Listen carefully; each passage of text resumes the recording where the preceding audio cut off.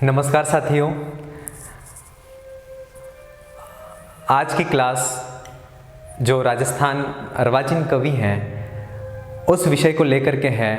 और आज के जो अर्वाचीन कवियों में जिनका व्यक्तित्व और कृतित्व हम पढ़ेंगे वह है अर्वाचीन कवि विद्याधर शास्त्री। विद्याधर शास्त्री जो हैं वह उन्होंने अपना संपूर्ण जीवन संस्कृत साहित्य के विकास में और किस प्रकार से संस्कृत साहित्य को बहुत अच्छे आयाम तक पहुंचाया जाए, इसके लिए इन्होंने अपना संपूर्ण जीवन जो है वह न्योछावर किया। और विद्याधर शास्त्री ने न केवल महाकाव्य अपितु नाटक और नाटकों के साथ में ही इन्होंने खंड काव्य को भी लिखा था। और विद्याधर जो शास्त्री हैं इन्होंने इनका सबसे अच्छी बात यह है कि इनका संपूर्ण परिवार, इनके पापा दादा, ये जो पूरा परिवार था वह संस्कृत साहित्य के लिए समर्पित था। इनके दादाजी जिनका नाम हरनाम दत्त था वह भी बहुत अच्छे मूर्धन्य राजस्थान के विद्वानों में एक थे। इनके पापा जिनका नाम देवी प्रसाद था वह भी राजस्थान के बहुत अच्छे मूर्धन्य विद्वानों में एक थे। और इनके साथ में ही जो विद्याधर शास्त्री हैं वह भी वास्तव में बहुत ही मूर्धन्य विद्वान थे। और इसका प्रतिफल ये रहता है कि इन्होंने महाकाव्य, 3 नाटक और अनेकों खंड काव्यों का निर्माण भी किया। और इसके साथ में ही इन्हें बहुत सी उपाधियों से भी नवाजा गया, जैसे मनीषी है, विद्या वाचस्पति है। इस ऐसी बहुत सी उपाधियां हैं जिनसे इनको नवाजा भी गया था। और उसका कारण यही था कि इनका संस्कृत भाषा के प्रति, संस्कृत साहित्य के प्रति जो समर्पण था, वह समर्पण भाव के कारण ही इन्हें इतनी सारी उपाधियों से भी नवाजा गया था। चलिए आज की क्लास को प्रारंभ करते हैं। असिस्टेंट प्रोफेसर भर्ती परीक्षा की जो पाठ्यक्रम है उसकी द्वितीय इकाई में अंतिम इकाई है अर्वाचीन कवि। उस कवियों के उस कवियों पर जो उनके कवियों के जो व्यक्तित्व और कृतित्व हैं उसके बारे में अपन अनवरत रूप से पढ़ रहे हैं। और ये जो मैटर है वह बहुत ही अच्छा है, शॉर्ट है और परीक्षा में बहुत अच्छा स्कोर हमें देने वाला है। इसलिए हमें इस मैटर को बहुत अच्छे से, इस यूनिट को बहुत अच्छे से पढ़ना चाहिए। चलिए आज की क्लास को विद्याधर शास्त्री साहब हैं, उनकी क्लास को, उनके जो व्यक्तित्व और कृतित्व है उसके बारे में हम पढ़ते हैं। चलिए, तो सबसे पहली बात जो है वह विद्याधर शास्त्री जो हैं उनका व्यक्तित्व और कृतित्व, उनका व्यक्तित्व और कृतित्व की बात कर रहे हैं तो उनका व्यक्तित्व है वह स्थिति जो काल है वह है 1901 से लगा करके 1983। 1901 में इनका जन्म हुआ था, 1983 में इनका मृत्यु हुई थी। 1901 से लगा करके 1983 के बीच में इनका स्थिति काल रहा। और इनके इस समयावधि में इन्होंने संपूर्ण जीवन अपना संस्कृत साहित्य के विकास में, संस्कृत साहित्य के संवर्धन में, संस्कृत साहित्य के उत्थान के लिए इन्होंने लगा दिया। इनके जो पिता थे वह थे देवी प्रसाद शास्त्री और इनके पितामह जो दादा कह सकते हैं वह थे हरनाम दत्त। इनके पिता जो थे वह देवी प्रसाद शास्त्री थे और इनके पितामह जो थे वह हरनाम दत्त थे। इनका निवास स्थान था वह था चूरू। राजस्थान में जो चूरू जिला है वह इनका निवास स्थान था। अब इनका जो संपूर्ण परिवार है, मतलब कहने का मतलब है दादाजी हरनाम दत्त और इनके पुत्र देवी प्रसाद और उनके पुत्र विद्याधर शास्त्री। तो इनका जो संपूर्ण परिवार है, हरनाम दत्त, देवी प्रसाद शास्त्री, ये इनका समस्त बैकग्राउंड कह सकते हैं वह संस्कृत साहित्य के लिए ही था। पूरा जीवन इन्होंने संस्कृत साहित्य को समर्पित कर दिया, जिस कारण से इनको, मतलब विद्याधर शास्त्री को, ये संस्कृत साहित्य में पठन पाठन का जो लगन है वह उन्हें अपने वंशानुक्रम से प्राप्त होती है। और इसका प्रतिफल ये होता है कि 15 वर्ष की अल्पायु में इनको संस्कृत साहित्य के संस्कार हैं वह गर्भ से ही प्राप्त हो गए थे। तो इन्होंने 15 वर्ष की अल्पायु में ही शिव पुष्पांजलि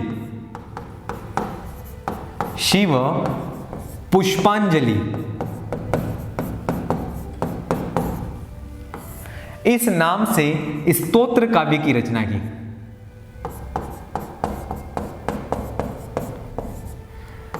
शिव पुष्पांजलि नाम स्तोत्र काव्य की रचना की। और 15 साल की उम्र आप स्वयं सोचिए कि 15 साल में बच्चा कितना छोटा होता है, लेकिन इन्होंने अपने पूर्व के संस्कार, अपने दादा पापा, इनसे जो संस्कार मिले, उन संस्कारों के कारण 15 साल की रचना में शिव पुष्पांजलि नाम की प्रथम स्तोत्र काव्य की रचना की। तो एक पहला प्रश्न यही क्लियर हो जाता है, विद्याधर शास्त्री की प्रथम जो रचना थी उसका नाम था शिव पुष्पांजलि। ठीक है, अब इनका जो निवास स्थान था वह चूरू था। और इन्हें कौन कौन सी उपाधियां प्राप्त थी, तो राजस्थान साहित्य संगम उदयपुर द्वारा, राजस्थान साहित्य संगम उदयपुर द्वारा इन्हें मनीषी की उपाधि प्राप्त थी। ठीक है, राजस्थान साहित्य संगम भी मिलता है शब्द किताबों में, कहीं कहीं पर अकादमी भी मिलता है, दोनों शब्द किताबों में मिलते हैं, इसलिए मैंने इसको काट करके ये कर लिया। तो इन्हें मनीषी की उपाधि प्राप्त थी। इसके बाद इन्हें कवि सम्राट की उपाधि प्राप्त थी, विद्या रत्न की उपाधि प्राप्त थी और विद्या वाचस्पति की भी उपाधि प्राप्त थी। विद्याधर शास्त्री को इससे पहले अपन ने एक आशु कवि की उपाधि किनको प्राप्त थी, जब नित्यानंद शास्त्री के बारे में पढ़ा था तब आशु कवि जिनको कहते हैं वह नित्यानंद शास्त्री थे। महामहोपदेशक किसको कहते हैं इसके बारे में भी अपन ने पढ़ा था, और वह कहते हैं मधुसूदन ओझा साहब को, और उन्हें ही वैदिक विज्ञान विशारद भी कहते हैं, और उनके साथ में ही उन्हें कोरोनेशन मेडल से भी सम्मानित किया गया था। वो पिछली क्लासों में अपन ने पढ़ लिया है। अब अगले इन्हें कौन कौन सी उपाधियां, तो मनीषी, कवि सम्राट, विद्यारत्न और विद्या वाचस्पति, ये उपाधियों से विभिन्न विद्वत गणों ने, विभिन्न संस्थानों ने इन्हें इन उपाधियों से नवाजा गया था, इन्हें इन उपाधियों से नवाजा था। चलिए अगली जो इनकी रचनाएं हैं वह रचनाएं कौन कौन सी हैं, इनका कृतित्व कौन कौन सा है, उसके बारे में भी हमें देखना है। तो इनका जो कृतित्व है वह एक तो महाकाव्य जो है वह महाकाव्य सबसे पहले तो है 2 महाकाव्य थे। कितने महाकाव्य थे? 2 महाकाव्य थे, और उसमें पहला जो महाकाव्य है वह है हरनामामृतम। हरनामामृतम, इस महाकाव्य में सबसे पहली बात तो 16 सर्ग थे, इंपॉर्टेंट है। कितने सर्गों में निबद्ध था? तो 16 सर्गों में, और 882 पद्य इसमें थे। हरनामामृतम जो थे, और ये इसका प्रधान रस है वह शांत रस था। कौन सा रस? शांत रस था, और वैदर्भी रीति में लिखा गया था। जिस प्रकार से वैदर्भी रीति के प्रयोग के संदर्भ में कालिदास का नाम लिया जाता है, वैसे ही वैदर्भी रीति के प्रयोग में विद्याधर शास्त्री का नाम भी लिया जाता है। तो हरनामामृतम जो ग्रंथ है उसमें शांत रस था और वैदर्भी रीति का प्रयोग किया गया था। और इसमें अपने पितामह हरनाम दत्त जो हैं उनको नायक के रूप में चित्रित किया गया है। हरनामामृतम जो है वह विद्याधर शास्त्री की रचना है, और इनके जो दादाजी थे जिनका नाम था हरनाम दत्त, उनको नायक के रूप में चित्रित किया गया है। और उनके जीवन के बीच में, उनके जीवन में जो भी उतार चढ़ाव आए, जो भी घटनाएं घटित हुई, जैसा भी संघर्ष में उनका जीवन रहा, उस संपूर्ण जीवन चरित्र को हरनाम दत्त जो थे उनके संपूर्ण जीवन चरित्र का वर्णन हरनामामृतम में किया गया है। और ये जो है इसमें जो रस मिलता है वह मिलता है शांत रस मिलता है। अगला जो काव्य है वह है विश्व मानवीयम। उस महाकाव्य का नाम है विश्व मानवीयम, और विश्व मानवीयम जो है वह 9 सर्गात्मक महाकाव्य है। ठीक है, इससे पहले जो पढ़ा था हरनामामृतम में 16 सर्ग हैं और इसमें शांत रस है, और इसमें 9 सर्ग हैं, और इसमें जो नायक हैं वह देवी प्रसाद हैं। देवी प्रसाद कौन थे? विद्याधर शास्त्री के पिताजी। ठीक है, तो इसमें नायक हैं वह देवी प्रसाद हैं, और जो 4 प्रकार की नायक की प्रकृतियां होती हैं, धीरोद्धत, धीरधत्त, धीर ललित, धीर प्रशांत, ये 4 जो प्रकृतियां होती हैं उसमें देवी प्रसाद जो थे वह धीरोदात्त प्रकृति के नायक थे, है ना। वैसे भी सभी को पता है कि महाकाव्य का नायक धीरोदात्त ही होता है। चलिए, इसमें जो रस था वह शांत रस था, और वैदर्भी रीति का प्रयोग इसमें भी किया गया था। और पितृलोक और चंद्रादि लोक का अलौकिक वर्णन इस विश्व मानवीयम जो ग्रंथ है उस विश्व मानवीयम में किया गया था। और इस विश्व मानवीयम का उपनाम जो है वह है हृदय गीतम। इस उपनाम से भी विश्व मानवीयम को जाना जाता है। ये क्वेश्चन इंपॉर्टेंट है, हृदय गीतम उपनाम से कौन सा ग्रंथ प्रसिद्ध है, कौन सा महाकाव्य प्रसिद्ध है, तो वह है विश्व मानवीयम। ठीक है, विश्व मानवीयम जो है वह नायक देवी प्रसाद जो हैं उनके संपूर्ण जीवन चरित्र का वर्णन करने वाला महाकाव्य है और 9 सर्गों में निबद्ध है और इसके रचयिता कौन है, विद्याधर शास्त्री। इस प्रकार से विद्याधर शास्त्री के 2 महाकाव्य हैं, एक तो हरनामामृतम और दूसरा है विश्व मानवीयम। हरनामामृतम में 16 सर्ग हैं और इसमें है विश्व मानवीयम में है वह है 9 सर्ग हैं। चलिए अगले इनके कौन कौन से काव्य हैं, तो इनके जो अगले काव्य हैं वह है नाटक। जो 3 नाटक हैं उन 3 नाटकों में पहला नाटक है कलिपलायनम। इस कलिपलायनम जो नाटक है उस कलिपलायनम नाटक में 4 अंक हैं, 4 अंकों में निबद्ध है और इसका जो विषय वस्तु है वह पौराणिक है। पुराणों में किसी कथा का आधार बना करके इस कलिपलायनम जो नाटक है उस नाटक को विद्याधर शास्त्री ने लिखा था। इसमें अंक को याद करना, 4 अंक हैं। इनके 3 नाटक हैं। दूसरा जो नाटक है उसका नाम है पूर्णानंदम। पूर्णानंदम जो नाटक है वह 5 अंकों में निबद्ध है और इसमें इसके जो नायक हैं वह भक्त पूरणमल इसके जो हैं वह नायक हैं। और हरियाणा और राजस्थान की जो सीमा है वहाँ के जो ये निवासी थे, हरियाणा और राजस्थान के जो निवासी थे भक्त पूरणमल, उनका आधार बना करके इस नाटक को लिखा गया है। और इसकी विषय वस्तु जो है वह लोक कथा पर आधारित है। हरियाणा और राजस्थान दोनों की जो सीमाएं हैं उस सीमाओं पर जो लोक कथाएं प्रचलित थी उस प्रचलित लोक कथाओं को आधार बना करके भक्त पूरणमल को नायक बना करके विद्याधर शास्त्री ने पूर्णानंद जो नाटक है उस नाटक को 5 अंकों के माध्यम से लिखा।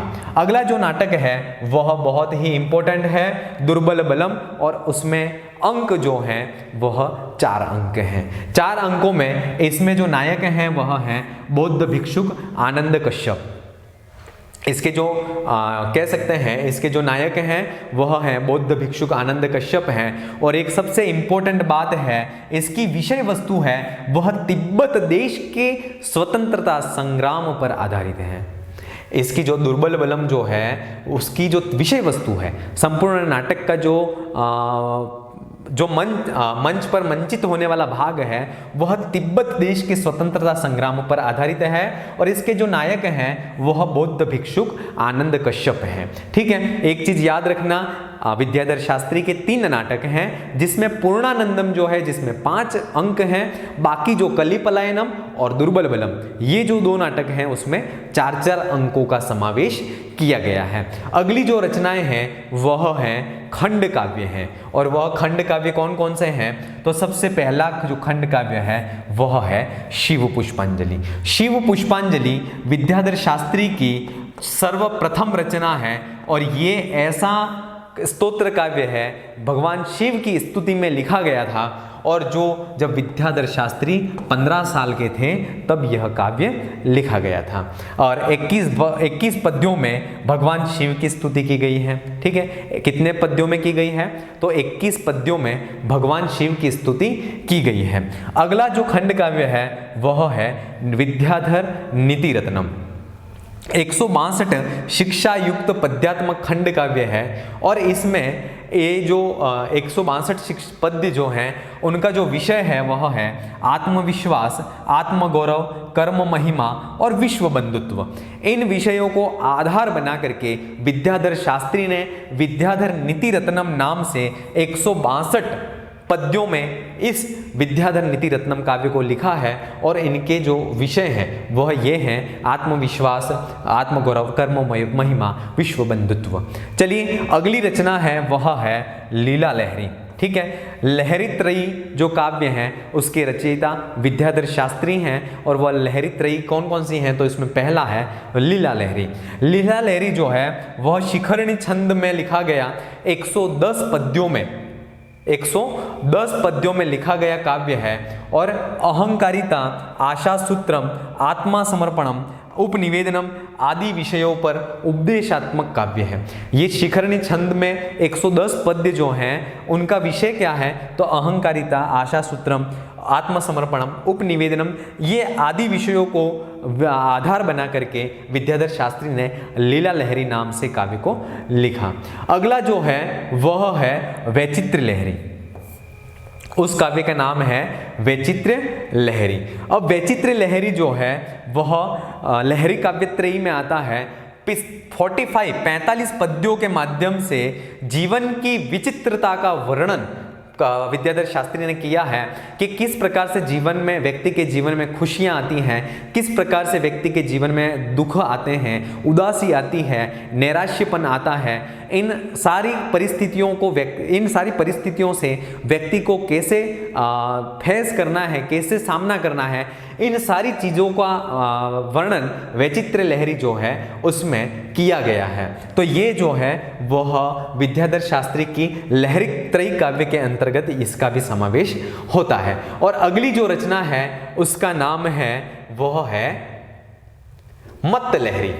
उस काव्य का नाम है मत्त लहरी। मत्त लहरी जो है वह 50 पद्यों में लिखा गया खंड काव्य है और उमर खयाम साहब जो है, ठीक है, उमर खयाम साहब की जो शैली है उस शैली में लिखा गया मत्त लहरी है। और कहते हैं कि यह थोड़ा सा लिखने की जो शैली थी उसमें शब्दावली जो है वह थोड़ी सी कठिन है, जिस कठिनता के कारण इसको कहते हैं कि विद्वानों के लिए औषधि का कार्य भी करती है। और ये जो ग्रंथ है वह विद्वानों के लिए औषध का काम भी करती है। और ये जो है उमर खयाम साहब की जो शैली है उस शैली में लिखित मत्त लहरी काव्य है। और लहरी त्रयी काव्य के अंतर्गत लीला लहरी, वैचित्र लहरी और मत्त लहरी, ये 3 लहरी त्रयी काव्य हैं और वह काव्य त्रयी के अंतर्गत आते हैं। काव्य त्रयी के रचयिता जो हैं वह कौन है, तो विद्याधर शास्त्री साहब हैं। चलिए अगली रचना है वह है काव्य वाटिका। उस रचना का नाम है काव्य वाटिका। विभिन्न विषयों से संबंधित 111 पद्यों का समावेश है। विभिन्न पद्यों से संबंधित 111 पद्यों का इसमें समावेश काव्य वाटिका में किया गया है। अगला जो काव्य है वह है हिमाद्री महात्म्यम। उस काव्य का नाम है हिमाद्री महात्म्यम। हमारी विदेशी शत्रुओं से, आक्रमण से जो हमें हिमालय पर्वत बचाता है, उस हिमालय पर्वत के महिमा का वर्णन इस हिमाद्री महात्म्यम में है। 4 अध्याय हैं इसमें, 120 पद्य हैं और अनुष्टुप छंद है। इसमें 4 अध्याय हैं, 120 पद्य हैं और अनुष्टुप छंद है। और पर्वतराज हिमालय जो है उस हिमालय का वर्णन, उसकी महिमा का वर्णन हिमाद्री महात्म्य में किया गया है। अगला जो महाखंड काव्य है उसका नाम है आनंद मंदाकिनी। उस खंड काव्य का नाम है आनंद मंदाकिनी। और उस आनंद मंदाकिनी में 50 पद्य हैं और जीवन के वास्तविक मूल्यों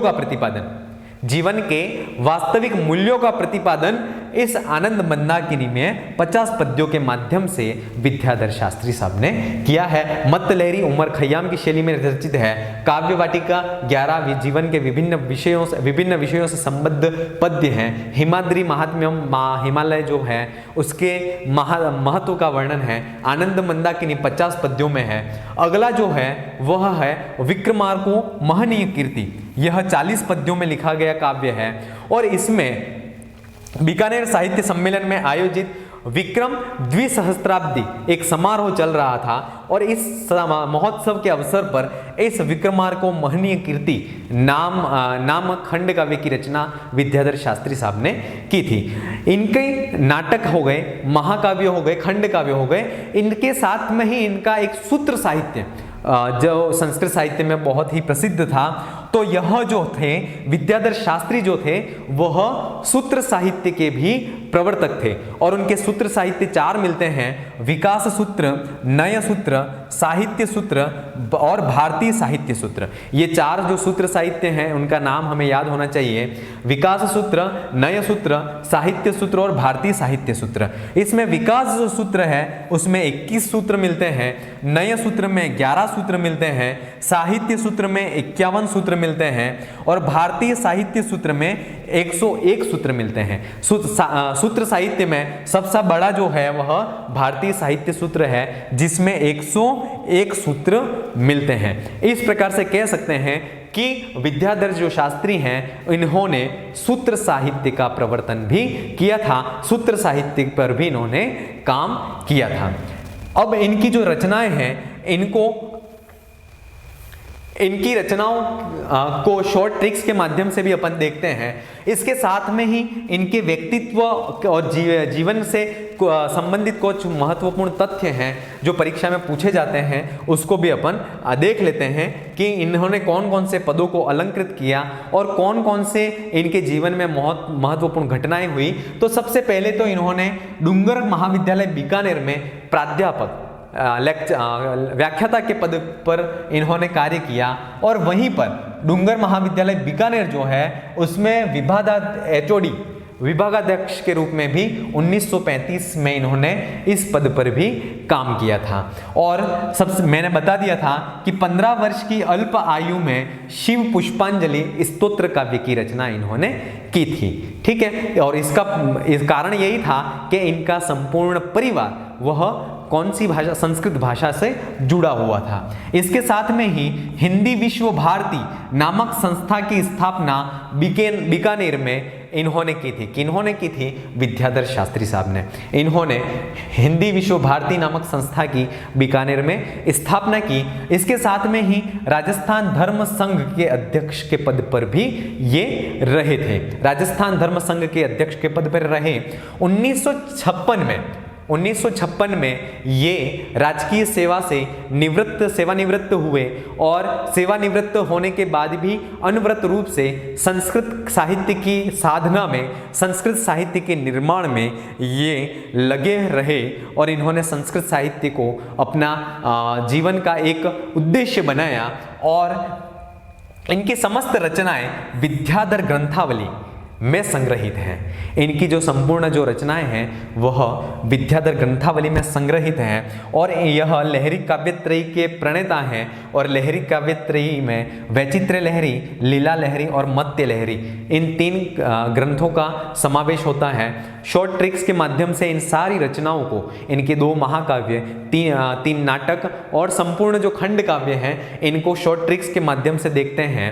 विद्याधर शास्त्री की रचना शिव हिमाद्री आनंद काव्य की कीर्ति ने संपूर्ण विश्व को अमृत पिलाकर कलयुग की लहर को दुर्बल कर लिया।